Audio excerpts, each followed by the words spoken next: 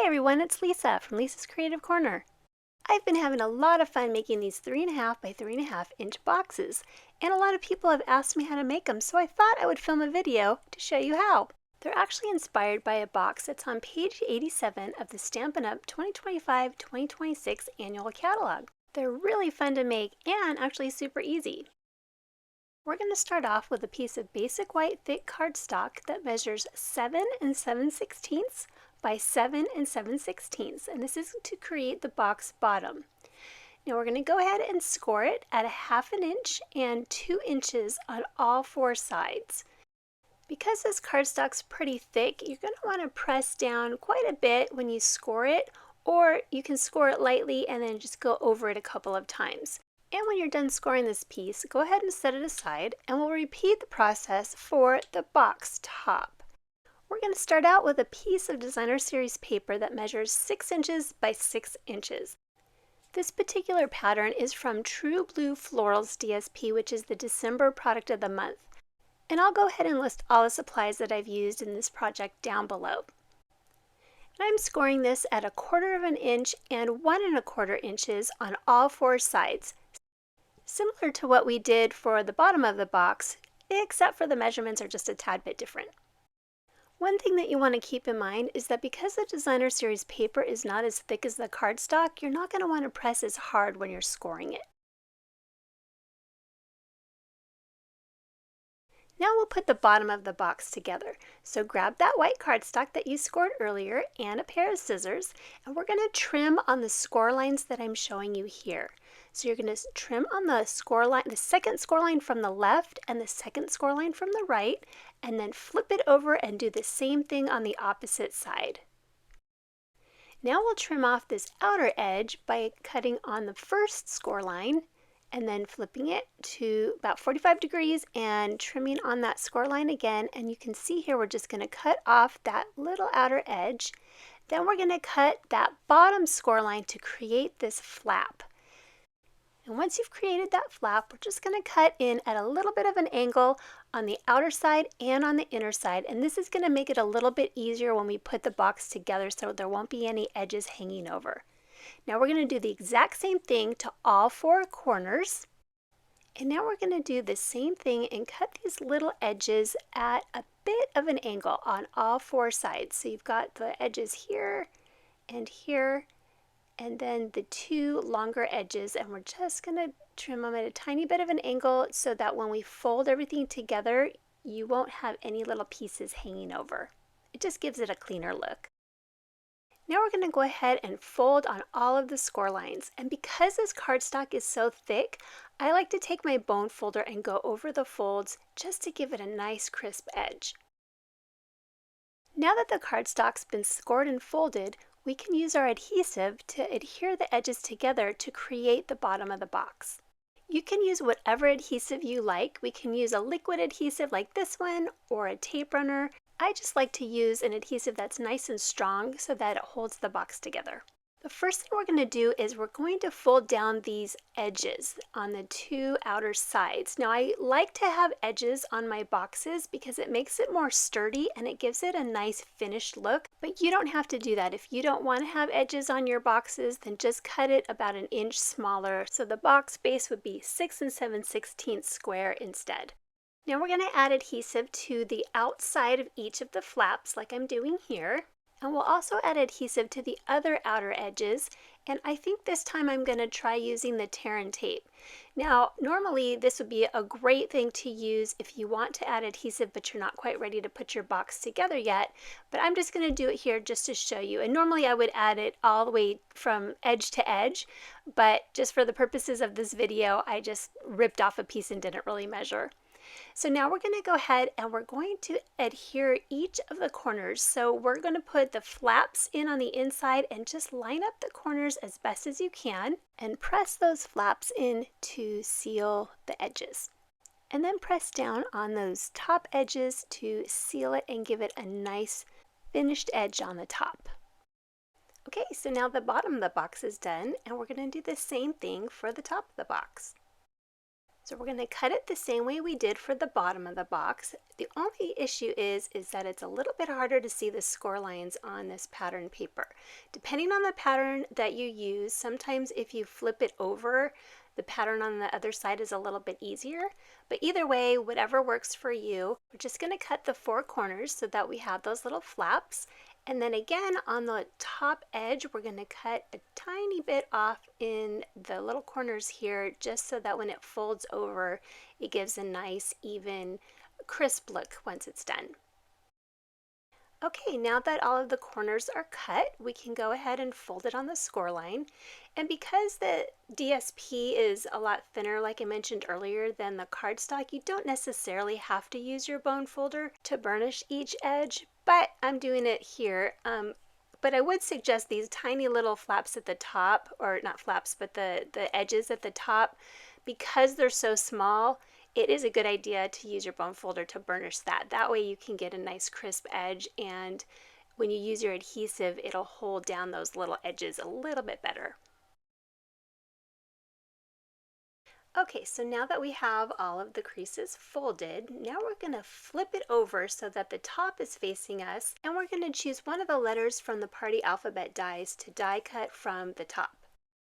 I know I used the letter C on my sample, but I think on this one I'm going to use the letter A. And the reason I'm choosing the A is because I want to show you when you choose a letter that has a little inside piece that is die cut, I'm going to show you what to do with that. So you're going to center it right in the center between all 4 of those edges, and you're going to run it through your die cut machine. And if you want to, you can hold it down with a piece of washi tape, but you don't have to as long as you center it pretty well. So you can see it cut the entire thing out, including that center little piece. So hang on to that because we're going to use that later on. And the actual letter that die cut out, we're not going to use that on this project, but it's so cute, you might want to save it for another project. Okay, so now we're going to flip it over again. So now we're going to be using the inside. So this is the back side. And we're going to attach a piece of window sheet that measures 3 3/8 by 3 3/8. We want it to fit just inside. We don't want it to go all the way to the edge because then it might be harder to fold. So I'm just checking to make sure that it fits perfectly in there. And you're going to adhere it with some clear tape, or that's what I'm using here. But if you don't want to see any of it, you can always use glue dots, 4 glue dots in the corner, which should work just fine. But I figured I'm not going to really see the inside of this lid, so I went ahead and just used my seal tape. So we're going to go ahead and adhere it there, and now flip it back over again, and we're going to take that tiny little center piece of the A, and we're going to adhere it right on top of that window sheet right in the middle so that it actually looks like the A.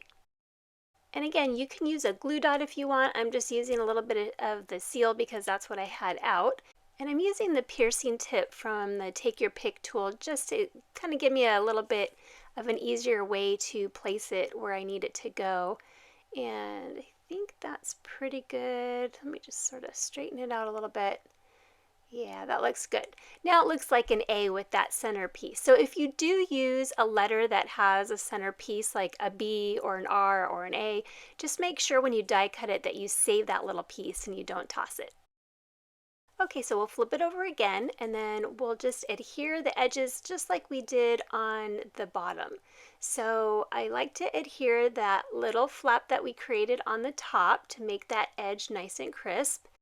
And because this edge is so small, if you use the seal tape or if you use the tear and tape adhesive, it might go over just a little bit. So you can see here I'm just kind of rolling it back so that none of it hangs over, so it doesn't get kind of sticky.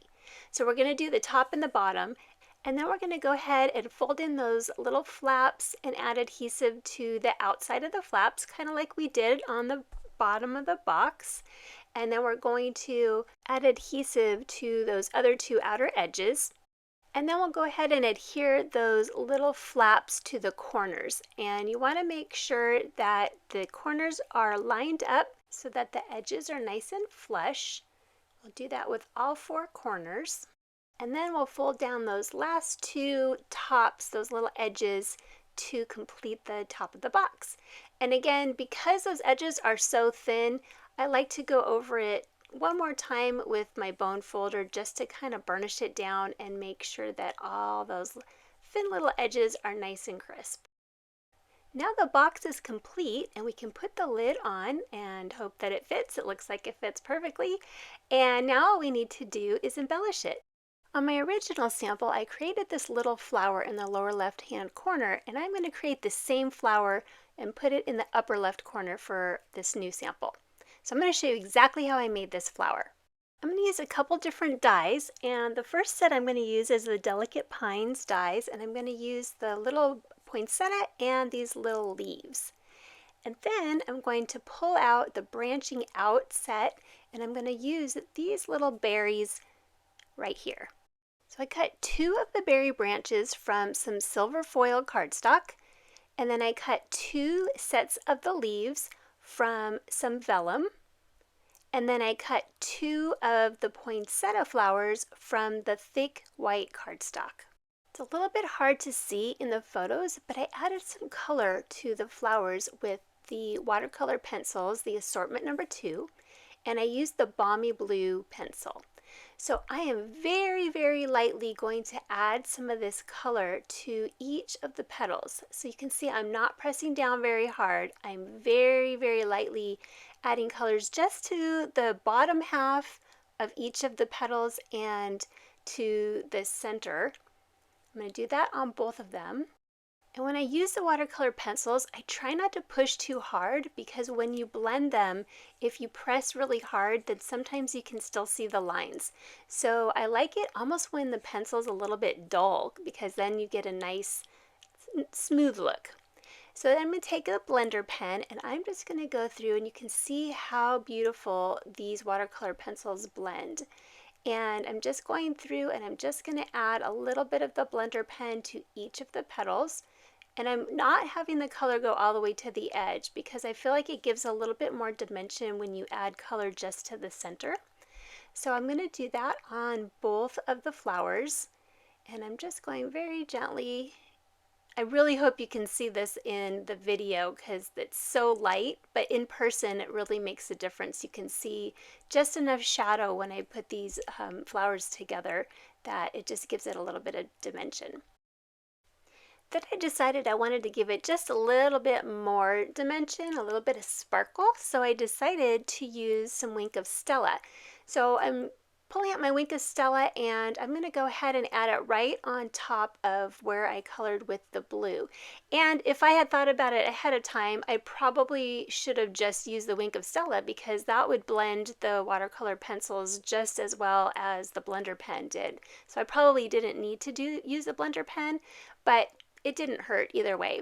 And again, I hope you can see the beautiful sparkle. I don't know that you can see in the video. The lighting isn't really the best for seeing the sparkle, but trust me, in real life, it looks really pretty and really sparkly. Now I'm just curving the edges of the petals with my finger and with the tip of the piercing tool, just again to give it even more dimension. And I'm going to go ahead and add a mini glue dot to the center of one of them and then adhere the other one right on top, but I'm going to rotate a little bit so that it looks like it's more of a full flower. Now we need to add something fun in the center. So I'm going to pull out my Rhinestone Basic Jewels, and I'm going to use a whole bunch of the smaller ones right in the middle. And again, I'm using the piercing tool to easily pick up the little jewels and add them in the center.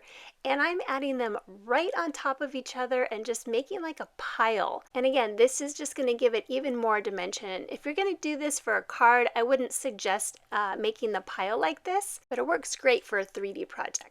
So now we're going to take the fine tip glue and we're going to just squeeze a whole bunch all around it. And what that's going to do is it's going to set it. It's going to make it kind of like a big solid clump so the little rhinestones don't fall out. And I love this glue because it dries nice and clear so you can't really see that there's even any glue there. And here's a little tip. I like to, when I put the cap back on, I like to use my finger to slide that little pin in, and I like to do that right away so it doesn't dry out. So now this is going to take a little time to dry. So I've created one that's already dry. You can see here, and you can see that it's nice and clear in the center. So we're going to go ahead and adhere this to the box. But before I put the flower on the box, I think I want to figure out where I want to put the vellum leaves and the little silver berries. And yeah, it looks like that's right. I think I remember now. For the other one, I cut the little leaves off a little bit because they were kind of big. So I'm going to do that here. Okay, so let's try it again. We're going to put the flower there, and then let's see if we slip the little vellum leaves underneath. Put one on the top and one on the bottom.